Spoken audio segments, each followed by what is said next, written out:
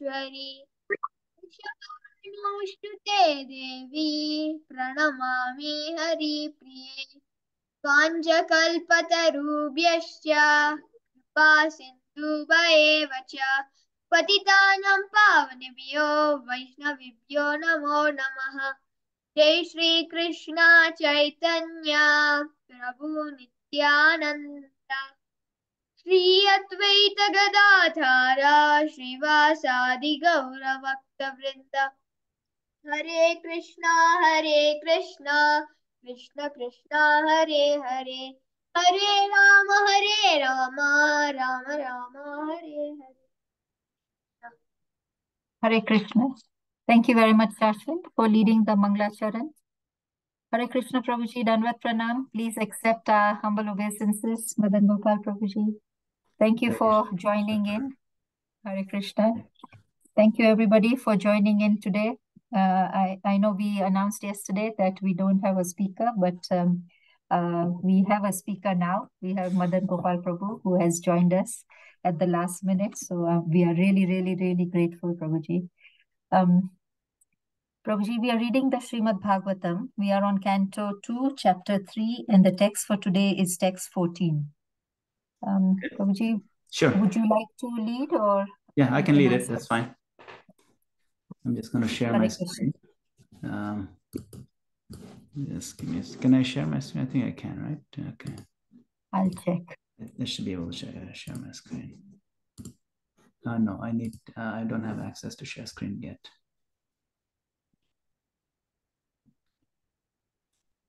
But we can get started. Om Namo Bhagavate Vasudevaya. Om Namo Bhagavate Vasudevaya. Om Namo Bhagavate Vasudevaya. So we're reading from Srimad Bhagavatam, Canto 2, Chapter number 3, verse number 14.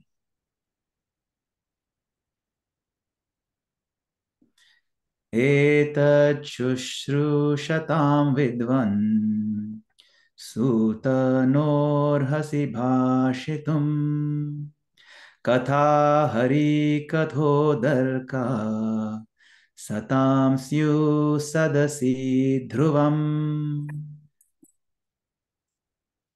Translation and purport by His Divine Grace, A.C. Bhaktivedanta Swami Srila Prabhupada. Srila Prabhupada ki jai. Translation. Oh, I can share now. Great.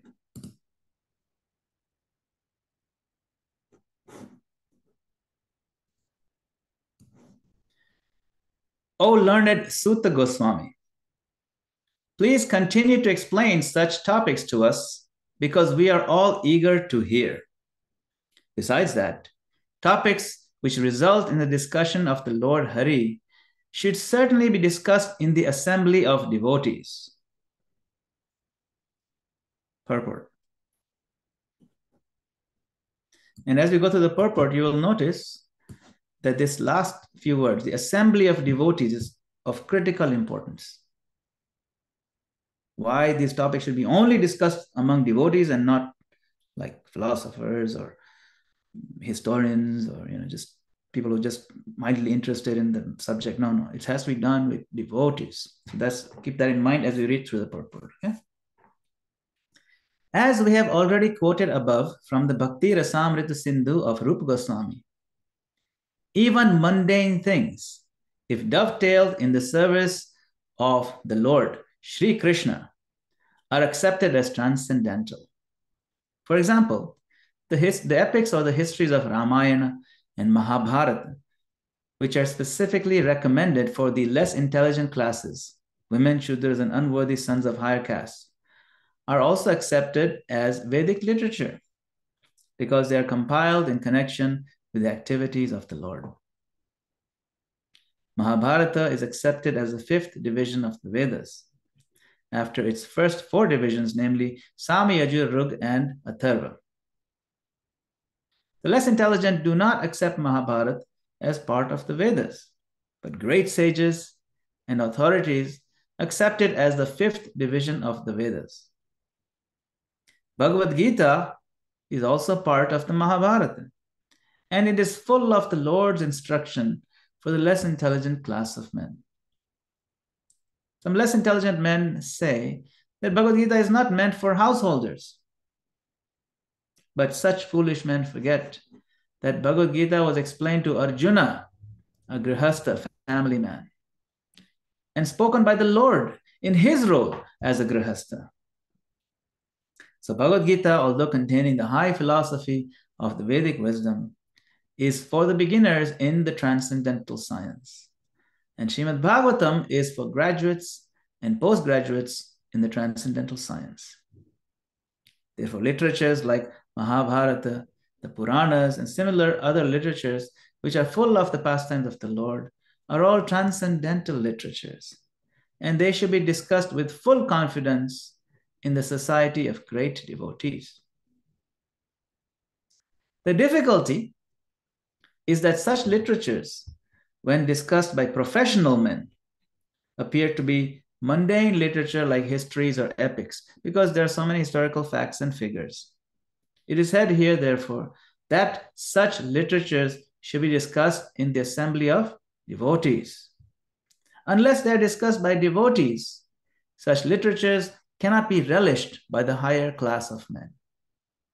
So the conclusion is that the Lord is not impersonal in the ultimate sense.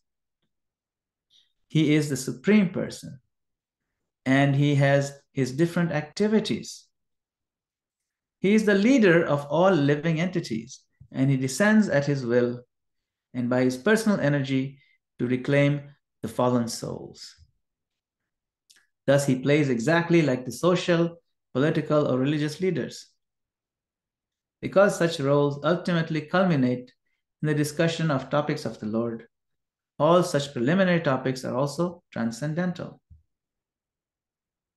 That is the way of spiritualizing the civic activities of human society. Men have inclinations for studying history and many other mundane literatures, stories, fiction, dramas, magazines, newspapers, etc. So let them be dovetailed with the transcendental service of the Lord. And all of them will turn to the topics relished by all devotees. The propaganda that the Lord is impersonal, that he has no activity, and that he is a dumb stone without any name and form, has encouraged people to become godless, faithless demons. And the more they deviate from the transcendental activities of the Lord, the more they become accustomed to mundane activities that only clear their path to hell instead of returning them home back to Godhead. Srimad Bhagavatam begins from the history of the Pandavas with necessary politics and social activities. And yet, Srimad Bhagavatam is said to be the Paramahamsa Samhita, or the Vedic literature meant for the topmost transcendentalist. And it describes Parangyanam, the highest transcendental knowledge. Your devotees of the Lord are all Paramahamsas, and they are like the swans who know the art of sucking milk out of a mixture of milk and water. I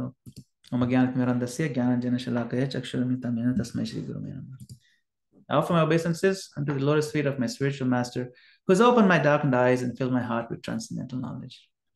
I further offer my obeisances to all of you assembled Vaishnavas and seek your kind permission that we may recite and read Srimad Bhagavatam. So thank you, Kirtika Mataji, for inviting me, and welcome back. It's good to see you back in Eldoret. Everyone, it's good to see all of you again. So thank you for your association. Thank you. I'm very happy to be reading Bhagavatam again in this circle, because I feel such a joy that all of you have so much love for reading Bhagavad Gita, Bhagavatam. You've been doing this every single day for years now. It's amazing. So by now, I'm sure all of you have understood all the essential points of Krishna consciousness. The point being made in today's verse and the purport. So today's verse was what? That I think as Shana Krishi was saying, please continue Suta Goswami, please continue to explain these topics of the Lord. We are very eager to hear them.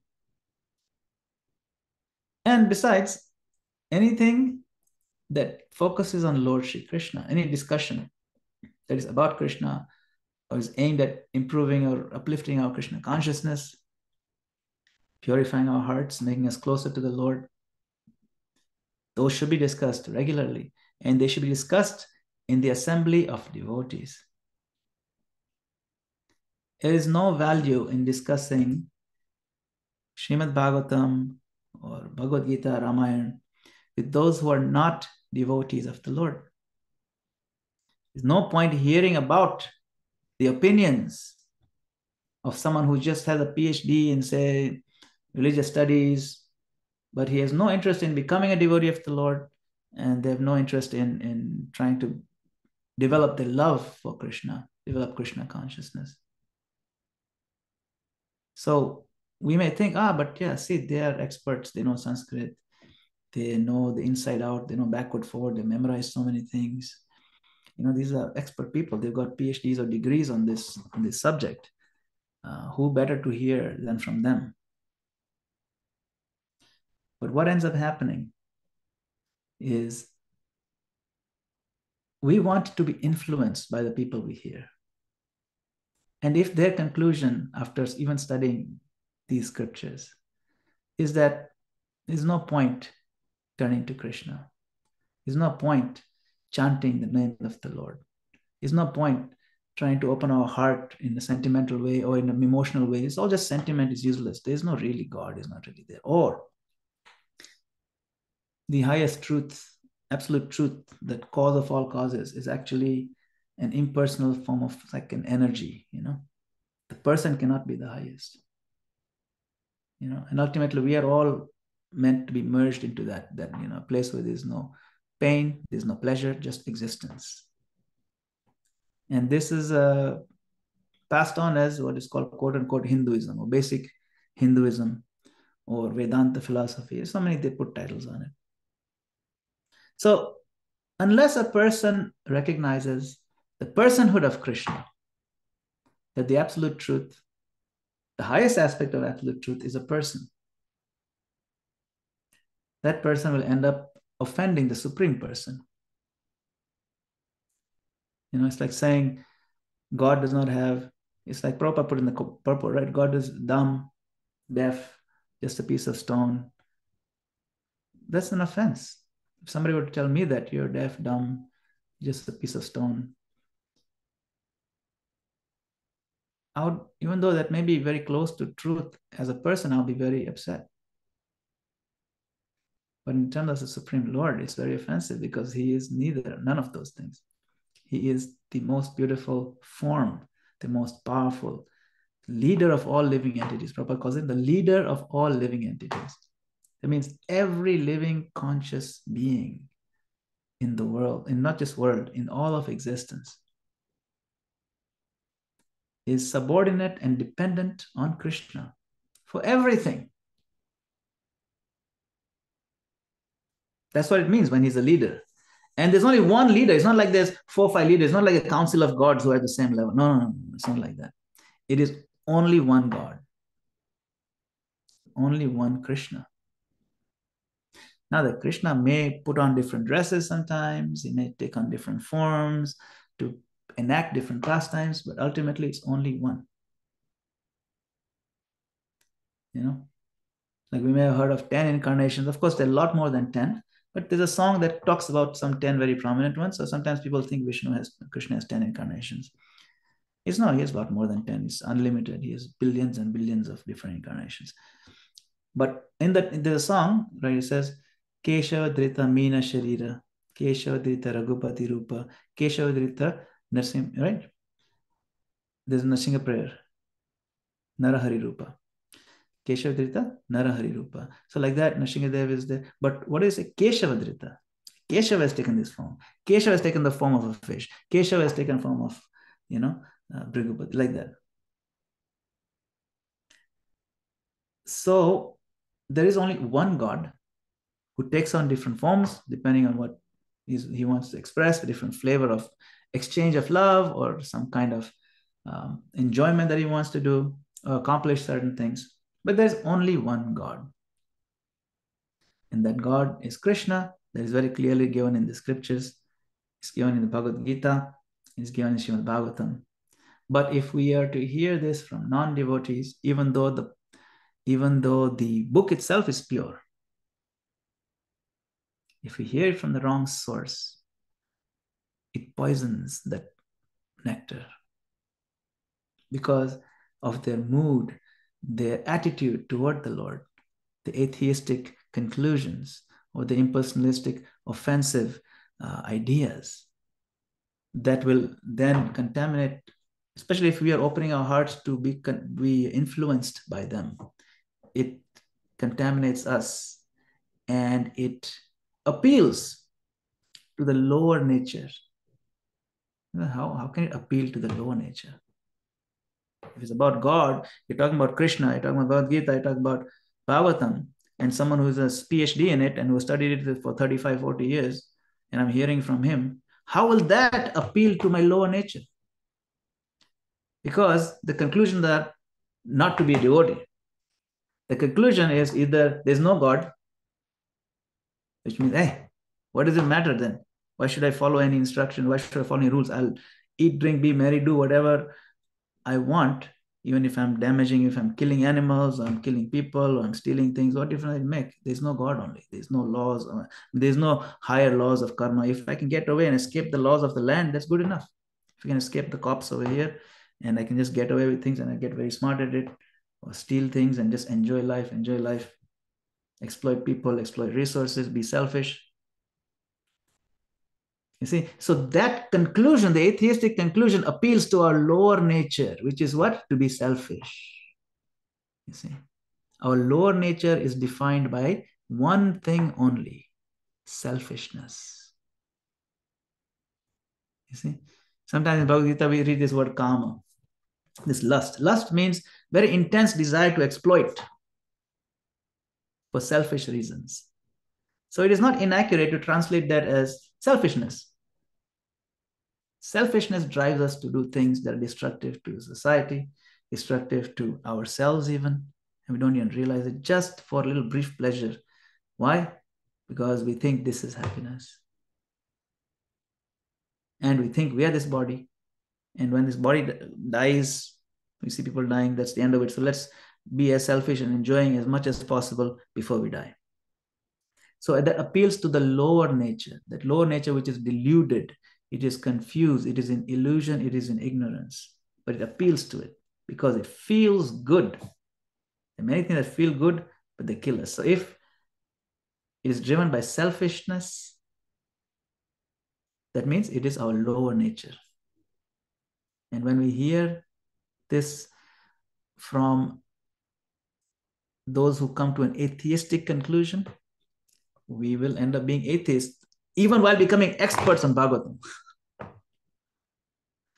Another thing, okay, maybe we don't end up being atheists, but the person who is teaching is a impersonalist.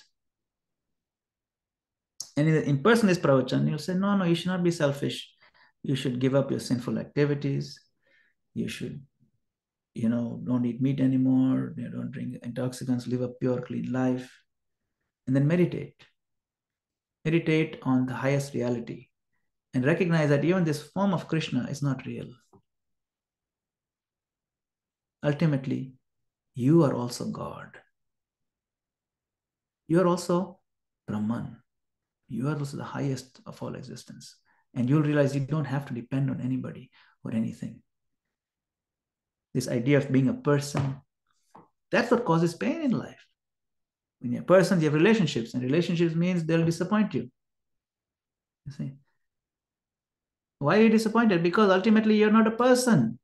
The highest reality is not a person. So that's what the kind of thing they'll come to conclusion.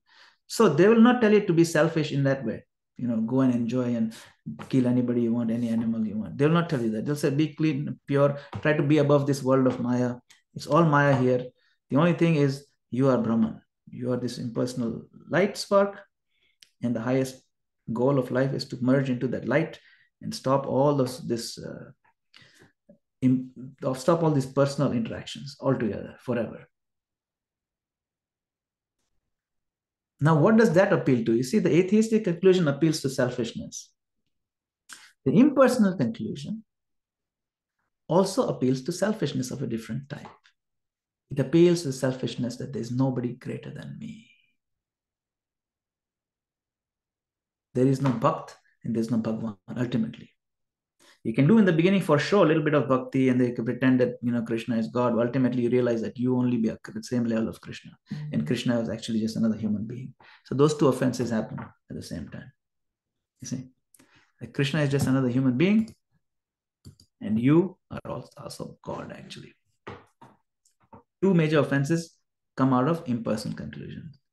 So we can end up appealing to the lower natures that drag us down further, even though we are hearing Mahabharata, Ramayana, Bhagavad Gita, Bhagavatam from the wrong people. The analogy that Srila Prabhupada gives is like milk. Milk is very nutritious, but if a snake, very poisonous snake like cobra, puts his fangs in the milk and lips touch it and squeezes the glass or something, then some drops of blood fall from the fangs into the milk. And then the cobra just goes away. And you drink that glass of milk. Although milk is supposed to give you nourishment, that milk can kill us. It's extremely poisonous. Therefore, we don't want to hear Bhagavatam from the wrong people. Then you may ask, how do I know who is a devotee? How do I know who is the right person to hear from? Just because he puts on some tilak, that's a devotee. Prabhupada asked this question. Then how do you know who is the guru? Who is the right guru? Guru means a teacher of spiritual life. How do you choose a guru? What are the qualities? And the conversation went back and forth. This was the Yoko Ono. Yoko Ono, I think she was the wife or, I think she's the wife of John Lennon, one of the Beatles. And she was asking Prabhupada. John Lennon was there and everybody was having conversation. And Prabhupada said ultimately that you find out who is the most addicted to Krishna. That's how you know who is a devotee. What does it mean, addicted to Krishna? It means one who is constantly reading about Krishna, who is serving Krishna, recognize Krishna's supreme personality status, recognize that we are all eternal servants, eternally. We are persons, Krishna is a person, Krishna likes us to serve him in that personal way, and we serve him day in, day out. Everything that person is focused on is how to serve Krishna, how to give Krishna to others, because that's what Krishna wants. And that's how it pleases the world, how it pleases the Lord, how it pleases the Vaishnavas, how it pleases the devotees. So if that person is addicted, means all he can think about, because he gets so much joy from doing that devotional service. If all he's doing the inside out, day in, day out, his heart is in it, his body is in it, in a sense, he's always working towards it. He's applying his full intelligence and focus to make sure the best things are done to promote Krishna consciousness everywhere. He's himself improving his own understanding of Krishna consciousness, reading, sharing with others, so many things. But day in, day out, all he does is, how can I please Krishna today? Let me do something. That is called being addicted to Krishna. If you find a person who is addicted to Krishna, surrendered to Krishna. Surrender means he's given up things that are detrimental to Krishna consciousness. And he's taken up everything that is favorable to Krishna consciousness. He's very humble. He's dependent on Krishna for everything. If you find that kind of person, those are the symptoms of surrender, right? Depend on Krishna for everything. Doing only things favorable for Krishna consciousness. Giving up negative things that destroy Krishna consciousness. If a person is doing all those things, that person is a devotee. That is a person from whom we want to hear Srimad Bhagavatam. That is the point over here. Now, in this purport, towards the end, Srila Prabhupada says, the Srimad Bhagavatam is said to be Paramahansa Samhita. Paramahansa, or the Vedic literature meant for the topmost transcendentalist. It describes Param Jnanam, the highest transcendental knowledge. So pure devotees of the Lord are all Paramahamsas. Paramahams means the highest swans. Hansa means swan. And you might have seen the logo of their airline, German airline. It looks like a swan. You seen the logo of German airline? You know the name of that airline? Lufthansa. Hansa. Air Hansa. Air swan. Same Sanskrit word Hansa is there. Luft means air. So this word Hansa is known in Europe also as swan. Even in German, I think Germany and Northern European countries, they have the name Hans. Hans, different. That's the first name. Same thing, swan. So Paramahansa, the highest swan. The great devotees of the Lord are known as Paramahansa. Swans are very beautiful. When they glide over the water, they're so gracious. They're pure white and very gorgeous. But what makes them what makes them special, these swans? What is their unique characteristic? So if you give them, say, a bowl, okay, that is mixed with water and milk, like say, 1 liter of milk and 1 liter of water, and you mix it.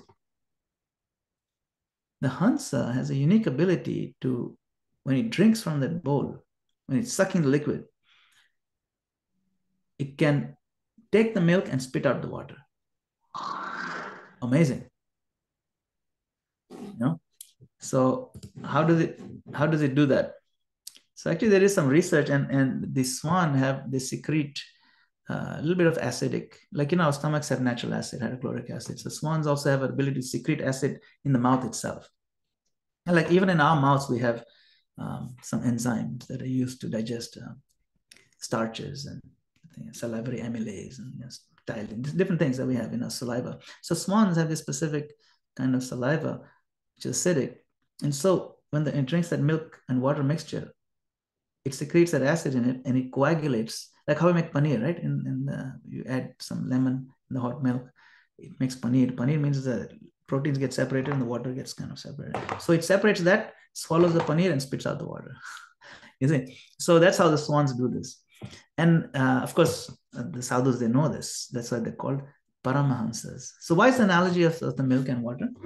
That the devotee who is fully dependent on Krishna, who understands the science of Krishna, who's practicing Krishna consciousness, when they see the world, when they read some things, when they hear some information, and if it's somewhat connected to Krishna, or if it's something useful that can be used in Krishna's service, they know what parts to take and what parts to reject. See, what parts to accept for Krishna's service and what parts to spit out. That is a Paramahansa's unique capability. When they hear something, they understand, okay, this person is trying to explain something about Krishna, but he doesn't seem to understand. Okay, he got some parts right. So the devotee knows what part is right. He'll accept that. And the wrong part he can spit out. Because the devotee is fully aligned and trained and studied under another devotee. You see, so those devotees, they become Paramahamsas. They become expert in recognizing what is spirit and what is matter. See, so then they choose the spiritual and they reject the material. They choose the selfless, they reject the selfish. See, it's not possible to be truly selfless unless you have spiritually aligned, your heart. It's not possible. That selflessness is only fake if you don't have God in the center. Because God is a true self, highest self, super self. See, to be truly selfless, one has to be Krishna conscious and give Krishna consciousness to others. Anything else in the name of charity, even, say, feeding people who are hungry, feeding my whole neighborhood. There is also, it's very selfless. It appears to be selfish. And at some degree, it is selfless, okay? But in the ultimate sense, it is selfish. Even though I don't want my name anywhere, I just want to feed people. I don't care if I get no credit, that's okay. But why am I feeding these people? Well, because they're hungry and they're suffering. But what is the root of their suffering? I don't care. I just want to feed hungry people. Well, let's find out. Instead of feeding them just regular food, just to feed their body, that does not help their actual self. So in that sense, it's just extended selfishness. Okay, this is my neighborhood. I'll feed my neighborhood or my town. No, forget about those people. You see. So then why this is special? Because it's mine, related to my body. So it's extending my selfishness and extending the bodily concept, which is selfish.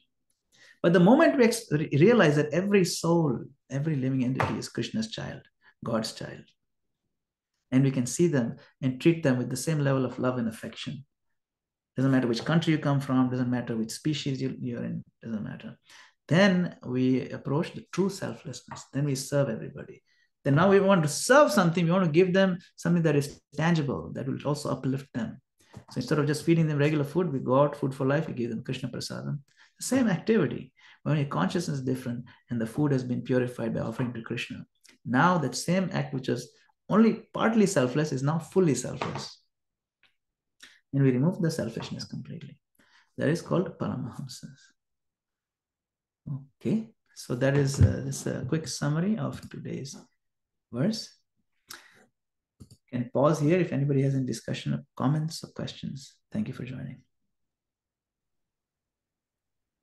Hare Krishna, Prabhuji. Thank you very much for today's discussion on text 14. Are there any questions or comments?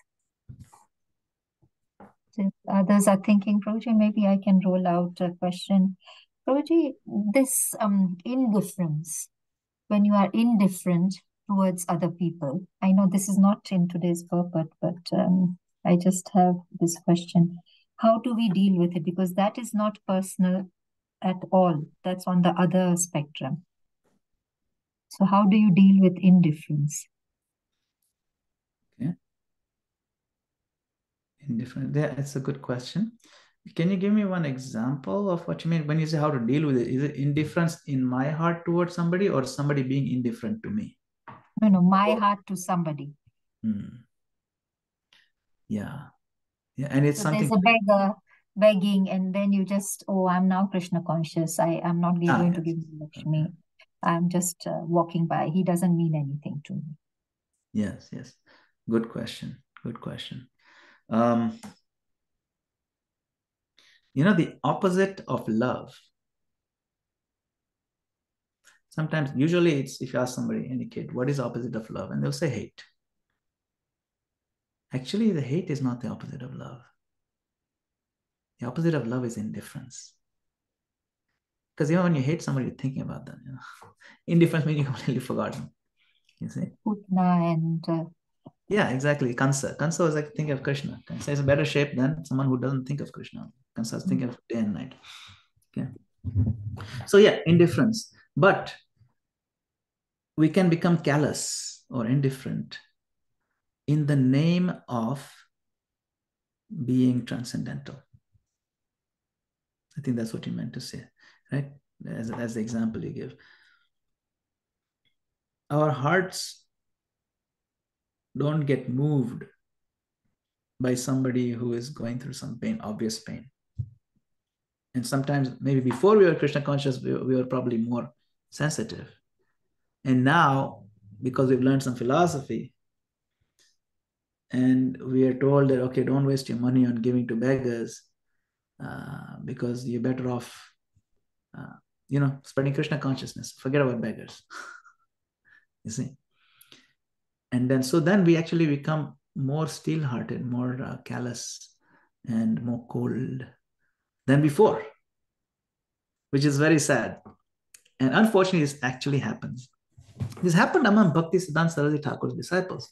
The story, Bhaktisiddhanta Saraswati Thakur was going past a temple, and some disciples, some beggars were there, and they're begging, please give me just one little penny, a little coin. And the disciples, no, we are devotees. We don't give to beggars any coins or anything like that. At least I want to eat something. No, forget it. So then when Bhaktisiddhanta Saraswati Thakur saw this, he said, no, we should not be stone-hearted like this. When someone is in pain, let's extend a helping hand, whatever way we can. Of course, if a beggar is saying, please give me one BD, I want to smoke, then we don't give them that. That's a different thing. But if someone is in pain and they approach you for help, we should certainly do what we can to give them immediate relief first. And then if they're amenable, we can give them Krishna consciousness. Whatever way is possible. We can give them prasadam or whatever is, but your point is very valid, and this phenomenon happens. It has happened, and it is an unfortunate side effect of not understanding clearly the application of Krishna conscious philosophy. Therefore, when we do see those are very unfortunate, our heart should be moved by the pain they're going through. And we can move to help them in whatever way we can, while still maintaining our priorities of developing our Krishna consciousness and sharing Krishna consciousness with others. We should not lower that priority. Because what ends up happening sometimes is that, okay, you know what? I'm just going to give up Krishna consciousness for a couple of years and just focus on feeding people or just focus on bandaging, things. That can also happen. So that is going in the wrong direction. And the example of that is in the Bhagavatam. King Bharat, his heart was so moved by the deer whose mother died right there, and the little baby deer, and he's like, oh mother, there's so much pain, just died, and baby deer is completely helpless. So he put aside his Krishna consciousness completely. He was so close to getting perfection, but he deprioritized Krishna consciousness. So then the point to understand is, yes, if you had helped the deer for a couple of days until it's healthy and then put it back in the wild, you'll figure it out. It's nature. It's natural for deer to live there. It'll find its own deer people. It'll find some family somewhere. It'll just eat grass. Maybe give it a week or two, then let it go. Then start chanting Hare Krishna is fine. But he spent so much behind the deer, so much time, all day and night. That's all. He forgot even how to chant. So that is the pitfall. So it's a balance, right? We have to be careful that we don't become stone-hearted. Also be careful we don't get derailed in our practice, because the world is full of suffering, and people will say, what is the point of opening temples? Spend the money to give clothes to those who need it. And what is the point of doing Hare Krishna and printing books and all that thing? You're better off printing books on how to make some more like infrastructure for homeless or something like that. So there are already people doing that. We can be sensitive to them. That wonderful work you're doing, it's great. You're building homes for the homeless. Wonderful, kudos to you. We can even give a little donation. There's nothing wrong with that. Now, in the Bhagavad Gita, it's an important point to note. Krishna says, suppose you have a question, what does Krishna want me to do? After reading Bhagavad Gita, okay, how do I know what Krishna wants me to do?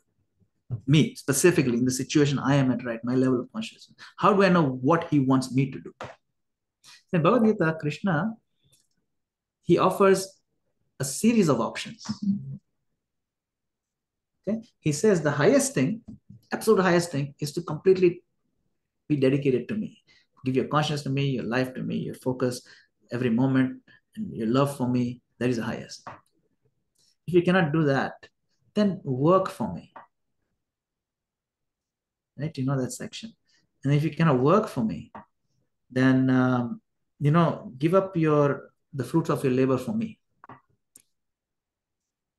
Work for me means actually, do work specifically for, like building a temple. Do it for Krishna directly. Do the work for Krishna. Okay. If you can't do that, then you say doing another job, some other job. From that you get some fruits, some money, or whatever. Give some of that to me.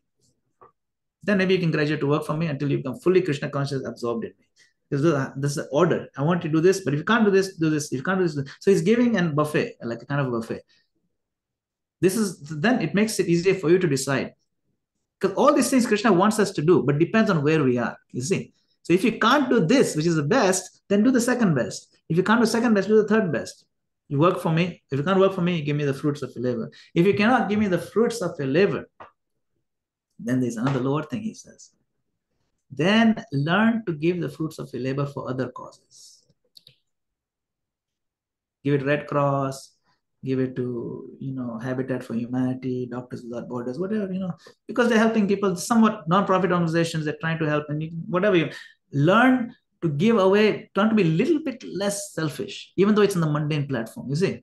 It'll give you some taste for doing things for others. Then if you're lucky and you use intelligence, then you're like, well, okay, if I'm doing things to help other people, let me find out what is the best kind of help to people. Because even there's gradations. If I just give money to poor people, straight cash, that's also good in one sense. But then the guy is a drug addict. He'll take the money. He'll give the money to a drug dealer who will then perpetuate that whole cycle of drug system, and the guy will destroy his body. But I gave to, selflessly. So there's gradations of how to give until you get a higher gradation of giving for Krishna conscious causes, which now takes you to that giving a fruit for me. Then from there, you realize I should actually do some actual work for Krishna.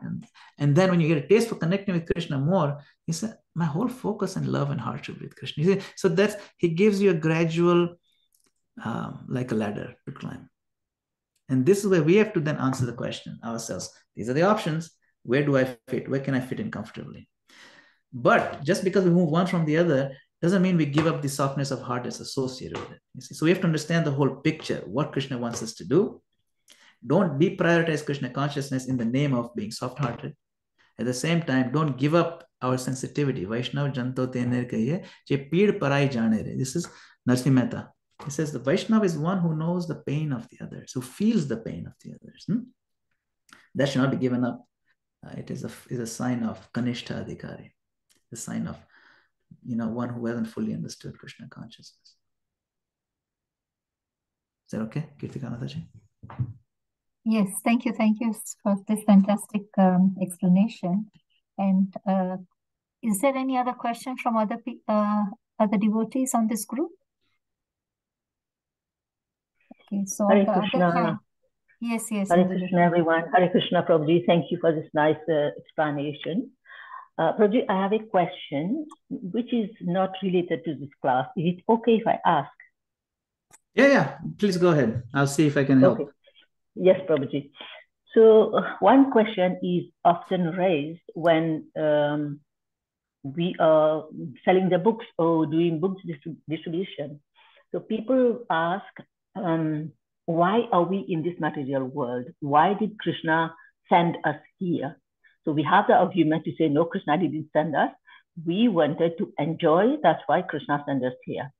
But then the question is raised, like, why when we were with Krishna before in the Golok Vrindavan, who put that that enviousness in us? Who allowed us to want to enjoy? Because we know that we are not the enjoyer, Krishna is the enjoyer. Then how come? Then some arguments again come that, not everybody was in the Golok Vrindavan before coming to this material world. But it's a bit confusion. It's a big confusion, I must say. So, Prabhuji, can you just please give a little light in this regard, please? Yes. Thank you. Thank you. This is a very good question, a very deep question, and it is very confusing. It has caused confusion, and it has even caused great deal of confusion even among very, very senior devotees in our movement, until there have been arguments about it, there have been books written about it on this specific topic. So how would you answer that question? How would I answer that question? So one thing is that so there's quite a few questions there, but if you want to ask the root of the question, who put that idea or the envy in our heart to come here? You asked it, who put it? That's the way you phrased it. So in your phrasing of the question, you're making an assumption that somebody put it. So if you see a biscuit on a saucer, then you ask, who put this biscuit over here? Right? Because somebody must have put it. But the thing is, when we make a choice of our own, that question itself is not valid because nobody put it.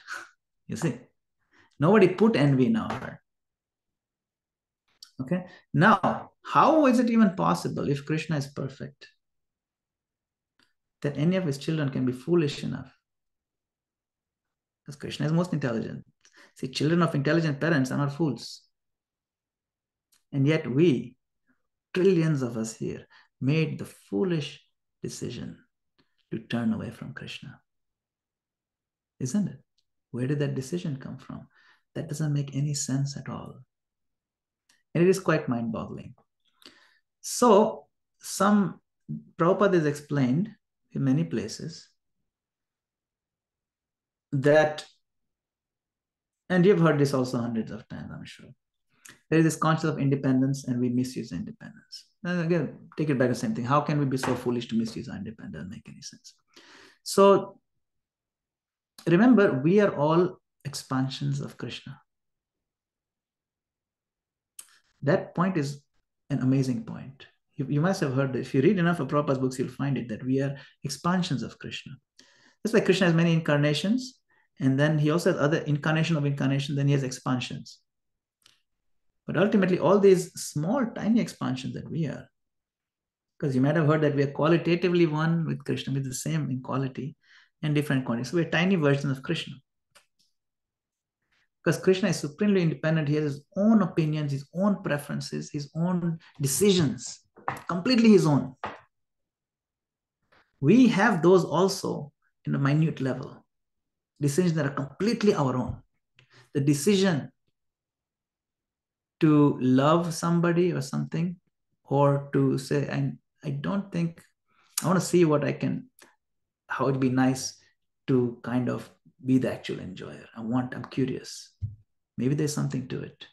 That curiosity is what kills the cat. You've heard of this phrase, curiosity kills the cat. So enough of us become curious. Okay, curious, fine. But it seems to be a huge punishment to be stuck in a cycle of birth and death for trillions of lifetimes just because of curiosity. Isn't it? I'm just curious what it's like. But that curiosity, because if we go down the wrong path, a slippery slope of exploring this independence, so that's what we did. We want to explore our independence to the degree that we throw a tantrum. You know how little children, they throw a tantrum. They know it's not nice. My mother will not like it. I'm in the store, I'm in the shop, and there's some candies there, and I want the candies, and I throw a fit, and I'm hitting the floor like this, and I'm crying really loudly and making a scene. My mother is just like, okay, I'll get a candy, come, and then so there's a tantrum. So in the name of being independent or choosing to try to enjoy separately from Krishna, we throw that tantrum fit. So that curiosity goes down that dark path. That is option that Krishna always leaves open for us, just so that it maintains the highest standard of love. Like, well, how is that highest standard of love? Highest standard of love means that love which you have a choice to say no to.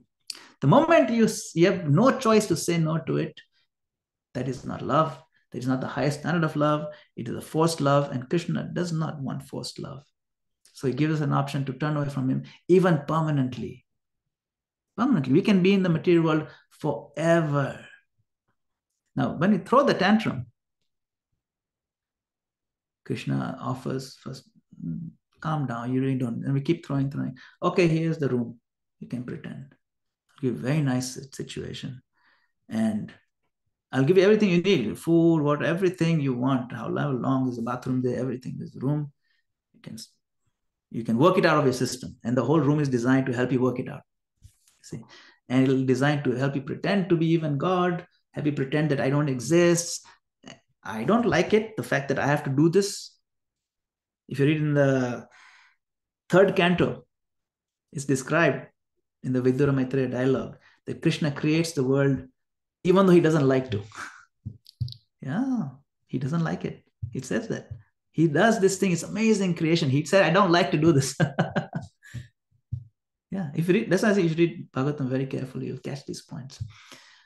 So my Lord, even though you don't like to do it, you do such an amazing job of creating this room. So you can imagine the scale of the tantrum that we throw, because the scale of Lord's creation matches with that. But the Lord also says that, yes, I will always be with you, even though you're there. And I will be hidden from you to the degree you want me to hide. But I'll always be there, don't worry. Even the intelligence to construct atheistic ideas, the intelligence to write books on why there cannot possibly be a God, that intelligence also I will give you. Forgetfulness of me, I'll give you. Right? He says, Sarvasya chaham hridi sannivishto matta smritir jnanam apohanam cha. I'm in everyone's hearts. And from me come knowledge, remembrance, and forgetfulness. And forgetfulness is a service I provide to you. So he facilitates the misuse of independence. He facilitates our tantrum and he allows us to be here as long as we want, but he keeps coming gently and softly without shaking us too much. He has taken a vow not to interfere with our independence. That's why Krishna tells him, he said, Arjuna, don't disturb the minds of the faithless. Don't bug them too much. Let them enjoy the independence. And the purport to that verse, Prabhupada, he says, yes, Krishna says, don't disturb them, but the devotee knows the heart of the Lord. The heart says, yes, disturb them. Go disturb. Please shake them, bring them back. I can't shake them because I want to give them independence, but you have not taken any vow like that. So the devotee feels, I have not taken any vow. I will go out and disturb them. I will play mridangas on the street. I will loudly clang on the kartals and chant Hare Krishna. If it disturbs them, so be it. I want to give them Krishna. You see, so Krishna's heart is known by the devotee, even though other people and we maybe at some level also we have misused our independence. But we want to bring everybody back to Krishna, and that pleases the Lord like nothing, to no end. So why we have made the decision? It is because we are also incarnation of Krishna, tiny ones. With that independence, we can go the route, full access to turning away from Krishna, not partial.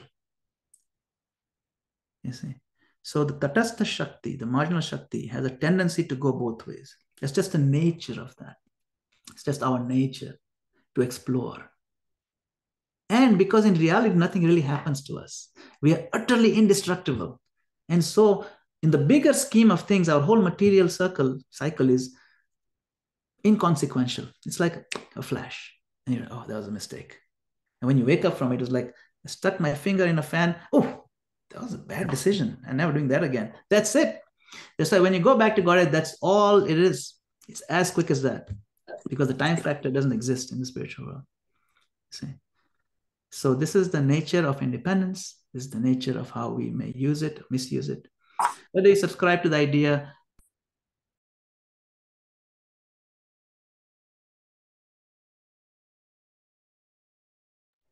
we cannot hear you, Prabhuji. You are muted. How did I mute myself? I must have muted myself by mistake. Okay.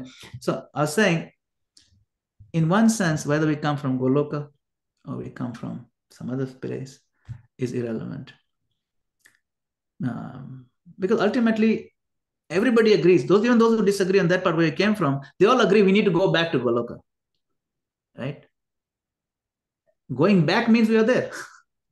I mean, the magazine Prabhupada started was called what? Back to Godhead. He didn't say forward to Godhead. Right? Back means we were there. So he said many places we used to be there. So we can take it like that. But ultimately, it doesn't matter. The goal is Krishna. The goal is Krishna consciousness. We feel it in our heart that this feels good immediately. We know the depth of the philosophy is amazing. It's satisfying.